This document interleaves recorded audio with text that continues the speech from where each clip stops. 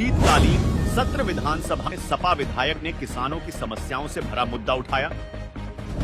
धौली विधानसभा के सपा विधायक राजेंद्र चौधरी ने कृषि यंत्रों पर जीएसटी लगाए जाने को लेकर विधानसभा में योगी सरकार को घेरा।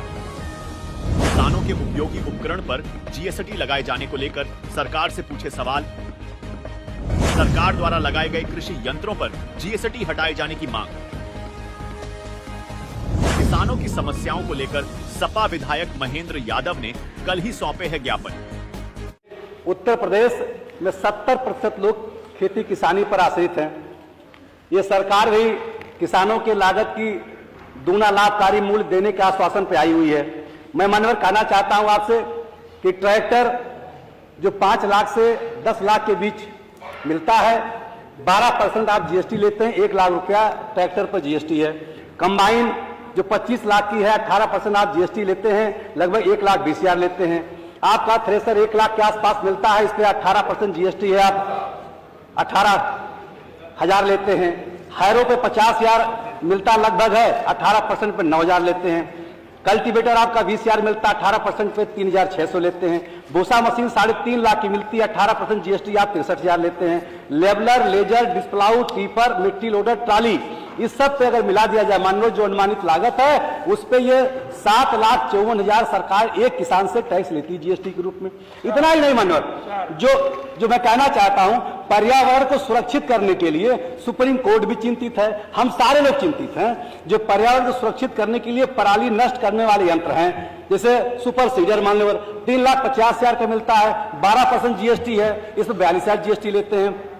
पैडी ईस्टा चापर है, 3 लाख का मिलता है, 36,000 इस पे मानव टैक्स है। जो मल्चर है 50,000 के मिलता है, इस पे 6,000 टैक्स है। मानव अगर इस तरह से जोड़ा जाए तो लगभग 8 लाख रुपया एक किसान से सरकार टैक्स लेती है।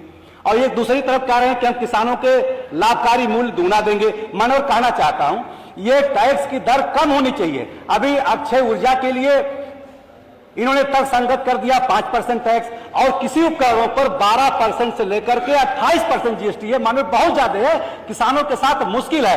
और मैं कहना चाहता हूं मनोहर कि दूसरी तरफ राष्ट्रीय कृषि विकास योजना RKBI और राष्ट्रीय खाद्य सुरक्षा मिशन ENSATM द्वारा जो इसके द्वारा स्कीमें चलाई जाती है मनोहर, कस्टम हायरिंग सेंटर CSC में, इसके लिए कह रहे हैं कि 50% हम देंगे। मनोहर आज आबादी बढ़ रही है, किसान की जोत की भूमि कम हो रही है, इसीलिए व्यक्तिगत तौर पर जो किसान के उपकरण हैं ट्रैक्टर से लेकर के, और ये सारे चाहे ट्रैक्टर हो, थ्रेसर हो, कंबाइन हो, डिस्प्लाउ, सारे इस पे जीएसटी जाते मान्यवर।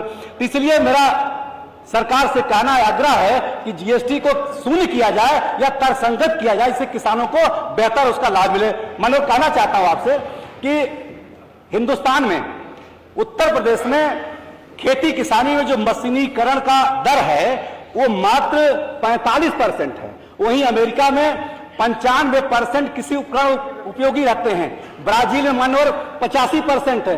चाइना जैसे जगहों पर भी 60% कृषि उपकरण उपयोग हो रहे हैं। तो मनोहर आपसे मेरा आग्रह है आपके माध्यम से कहने के लिए कि ये लागत कम करने के लिए, अगर लागत कम होगी तभी मानवर किसानों का लाभ होगा। और दूसरी तरफ जैसे लागत के आधार पर मानवर कहना चाहूंगा आपसे, खाद है, बीज है, कीटनाशक है, इस पर भी जीएसटी मानवर है। तो ये सारी चीजों पे जीएसटी इतनी ज्यादा है कि लाभकारी मूल्य तो मुश्किल है, लागत मूल्य भी नहीं आ रही है। तो मनोहर आपके माध्यम से मैं कहना चाहता हूं, सरकार से पूछना चाहता हूं, क्या सरकार कृषि में उपयोग आने वाले कृषि उपकरणों, कीटनाशक दवाओं, बीज पर तर्कसंगत ढंग से जीएसटी शून्य करेगी या अन्य तरीके से, जिस तरीके से अक्षय ऊर्जा पर आपने किया 5% करेगी? सरकार से मैं जानना चाहता हूं, आप मत मानो।